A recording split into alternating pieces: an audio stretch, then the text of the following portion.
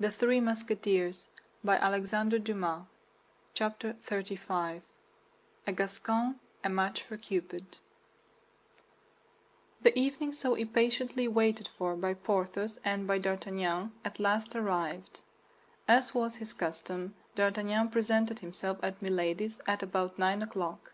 He found her in a charming humor. Never had he been so well received. Our Gascon knew, by the first glance of his eye, that his billet had been delivered, and that this billet had had its effect. Kitty entered to bring some sherbet.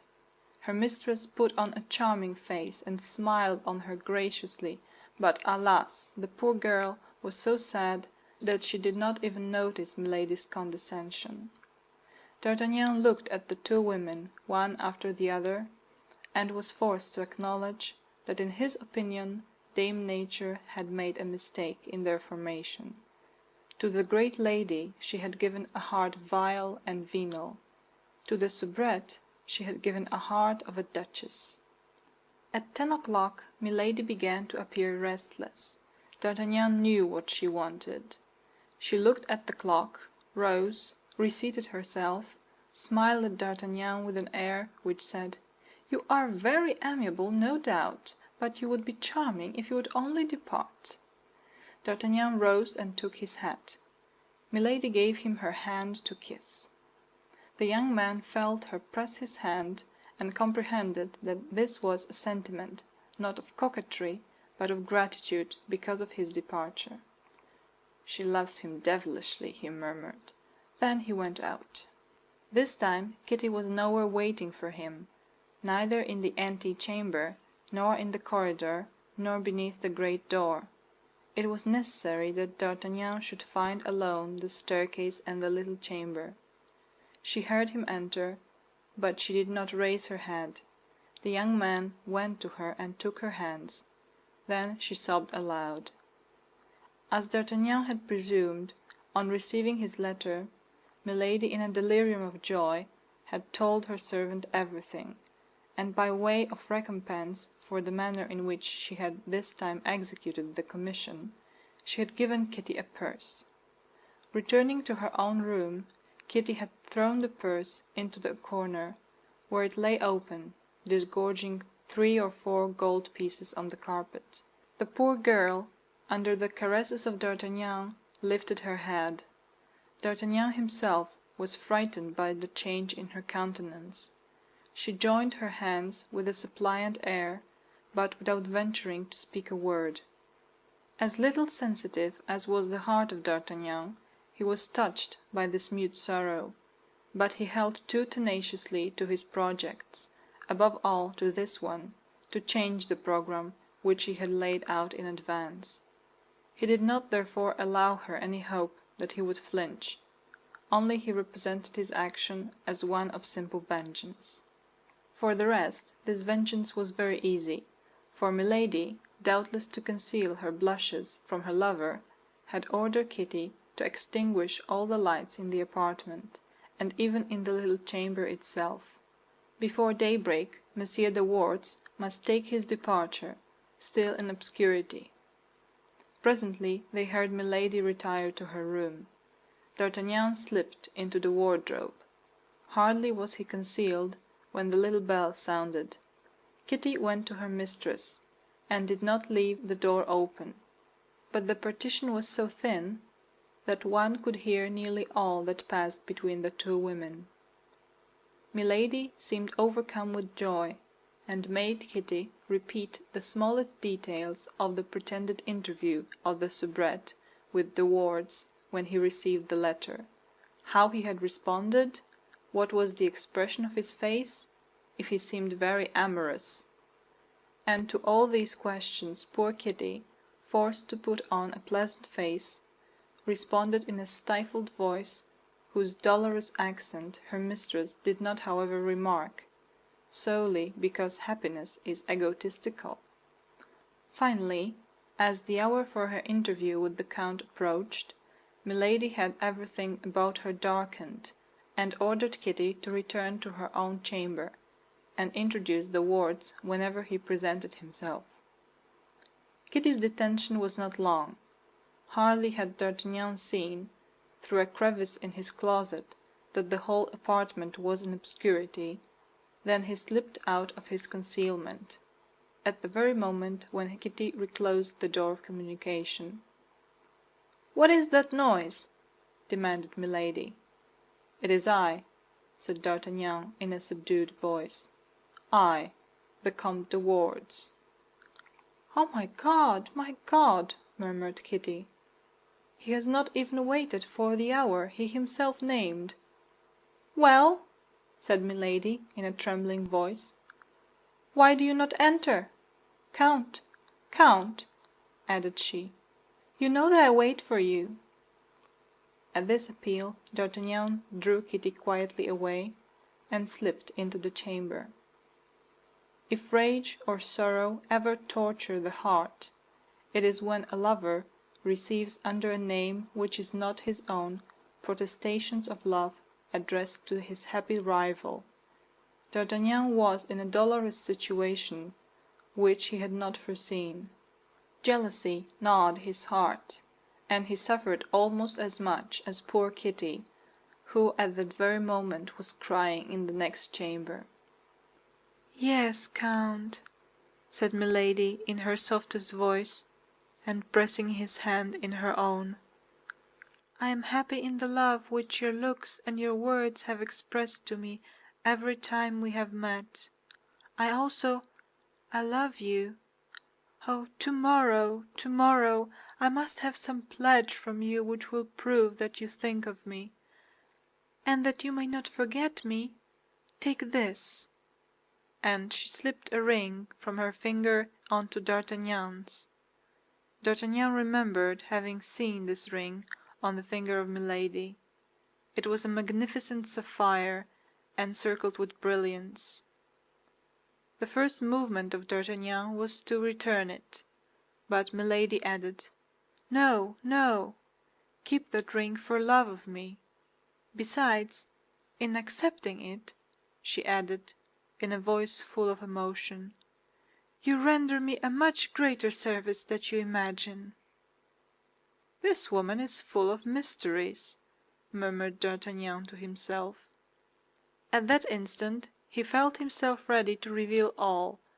He even opened his mouth to tell Milady who he was, and with what a revengeful purpose he had come, but she added, "Poor angel, whom that monster of a Gascon barely failed to kill."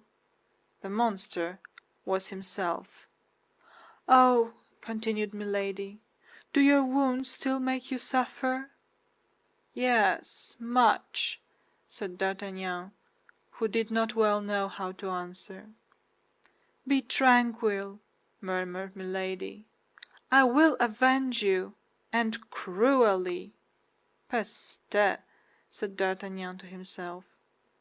"The moment for confidences has not yet come." It took some time for D'Artagnan to resume this little dialogue, but then all the ideas of vengeance which he had brought with him had completely vanished. This woman exercised over him an unaccountable power. He hated and adored her at the same time. He would not have believed that two sentiments so opposite could dwell in the same heart, and by their union constitute a passion so strange, and, as it were, diabolical. Presently it sounded 1 o'clock. It was necessary to separate. D'Artagnan, at the moment of quitting Milady, felt only the liveliest regret at the parting, and as they addressed each other in a reciprocally passionate adieu, another interview was arranged for the following week. Poor Kitty hoped to speak a few words to D'Artagnan when he passed through her chamber, but Milady herself reconducted him through the darkness, and only quit him at the staircase. The next morning D'Artagnan ran to find Athos. He was engaged in an adventure so singular that he wished for counsel. He therefore told him all. "Your Milady," said he, "appears to be an infamous creature, but not the less you have done wrong to deceive her. In one fashion or another you have a terrible enemy on your hands." While thus speaking, Athos regarded with attention the sapphire set with diamonds which had taken on D'Artagnan's finger the place of the queen's ring, carefully kept in a casket. "You notice my ring?" said the Gascon, proud to display so rich a gift in the eyes of his friends.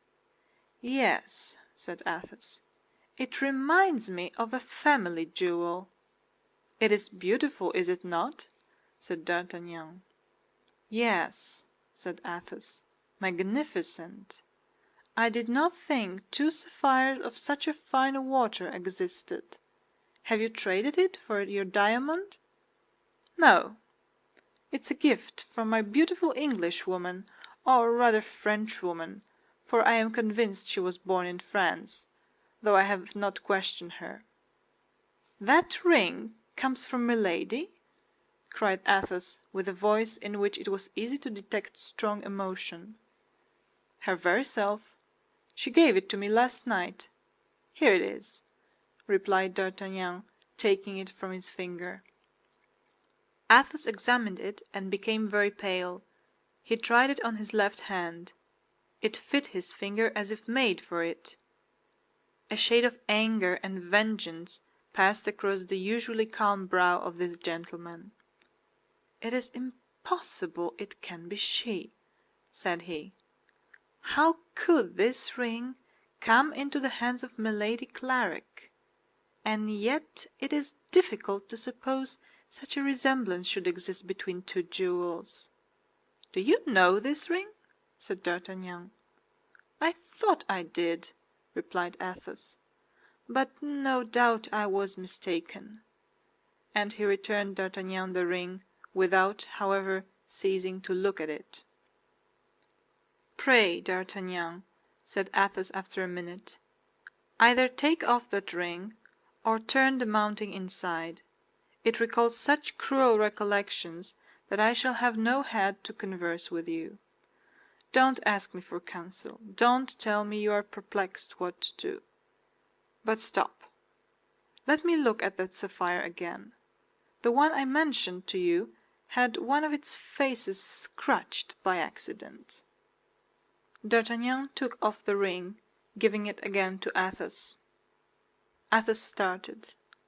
"Look," said he, "is it not strange?" And he pointed out to D'Artagnan the scratch he had remembered. "But from whom did this ring come to you, Athos?" "From my mother, who inherited it from her mother. As I told you, it's an old family jewel." "And you sold it?" asked D'Artagnan hesitatingly. "No," replied Athos, with a singular smile. "I gave it away in a night of love, as it has been given to you." D'Artagnan became pensive in his turn. It appeared as if there were abysses in Milady's soul, whose depths were dark and unknown. He took back the ring, but put it in his pocket and not on his finger. "D'Artagnan," said Athos, taking his hand, "you know I love you. If I had a son I could not love him any better. Take my advice, renounce this woman. I do not know her, but a sort of intuition tells me she is a lost creature, and that there is something fatal about her." "You are right," said D'Artagnan. "I will have done with her. I own that this woman terrifies me." "Shall you have the carriage?" said Athos. "I shall," replied D'Artagnan, "and instantly." "In truth, my young friend, you will act rightly," said the gentleman, pressing the Gascon's hand with an affection almost paternal, "and God grant that this woman, who has scarcely entered into your life, may not leave a terrible trace in it." And Athos bowed to D'Artagnan like a man who wishes it understood that he would not be sorry to be left alone with his thoughts. On reaching home, D'Artagnan found Kitty waiting for him. A month of fever could not have changed her more than this one night of sleeplessness and sorrow. She was sent by her mistress to the false De Wardes. Her mistress was mad with love, intoxicated with joy. She wished to know when her lover would meet her a second night. And poor Kitty, pale and trembling, awaited D'Artagnan's reply. The counsels of his friends, joined to the cries of his own heart, made him determine, now his pride was saved and his vengeance satisfied, not to see Milady again. As a reply, he wrote the following letter: "Do not depend upon me, madame, for the next meeting.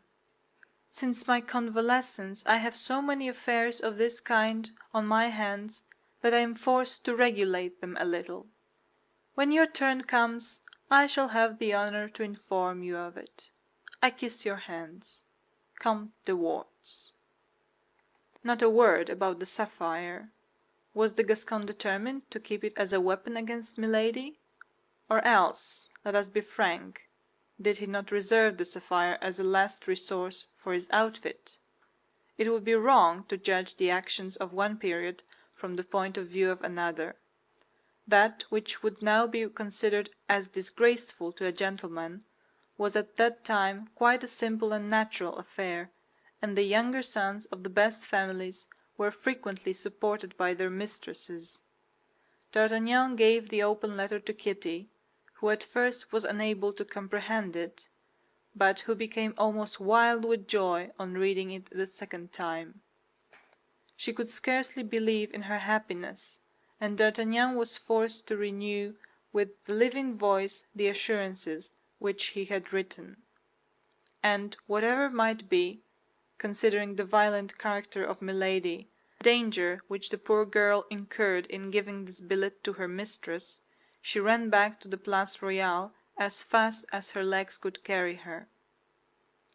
The heart of the best woman is pitiless towards the sorrows of a rival. Milady opened the letter with eagerness equal to Kitty's in bringing it, but at the first words she read she became livid. She crushed the paper in her hand, and turning with flashing eyes upon Kitty, she cried, "What is this letter?" "The answer to Madame's," replied Kitty, all in a tremble. "Impossible!" cried Milady. "It is impossible a gentleman could have written such a letter to a woman." Then all at once, starting, she cried, "My God! Can he have—" and she stopped. She ground her teeth. She was of the color of ashes.